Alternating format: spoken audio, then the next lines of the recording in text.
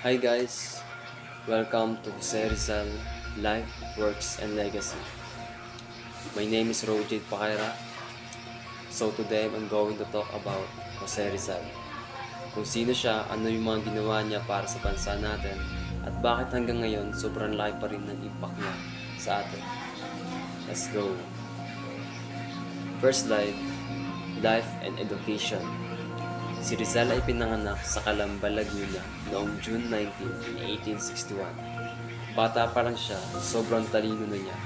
Mahilig siya magbasa, magsulat at matuto ng kung ano-ano.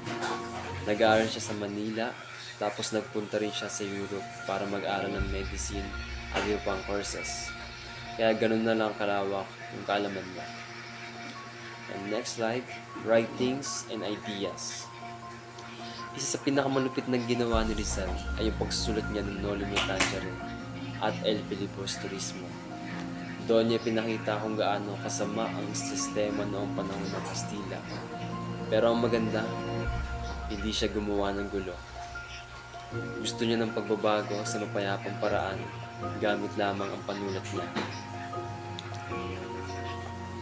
The Propaganda Movement. Kasama si Rizal sa propaganda movement, isang grupo ng mga Pilipino na gusto ng reforma. Nasa Spain sila noon at doon nila nilalabanan ng mga pang-aabuso gamit ang mga sulat, articles at mga libro. Hindi sila naniniwala sa paglaban gamit ang tahas.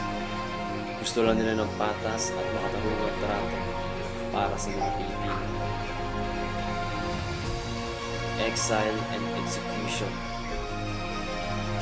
Dahil sa mga isinulat at paniniwala ng Rizal, tinapon siya sa tapitan. Pero kahit nandun na siya, tumutulong pa rin siya sa mga tao. Siya ay nagturo, ng gamot, nagpatayo ng mga eskwelahan. Pagbalik niya sa Maynila, hinuli siya at pinaratangang rebelde. Wala namang pruweba, wala namang kahit anong ebidensya o pruweba, pero binalin pa rin siya sa Luneta noong December 30, 1896. Impact and Legacy. Kahit hindi siya lumaban gamit ang armas, naging inspirasyon siya sa mga katipunero. Yung pagkamatay niya, mas nagpaalab pa ng mga damdaming makabayan ng mga Pilipino. Kaya ngayon, kinikilala natin siya bilang pambansang bayani. Matalino, matapang at mapayapang. Hanggang ngayon, siya pa rin ang isa sa pinakamalaking inspirasyon natin bilang Pilipino. Ayun lang po. Salamat sa pakikinig. Sana mas na-appreciate natin sa Jose Rizal at yung ginawa niya para sa bayan.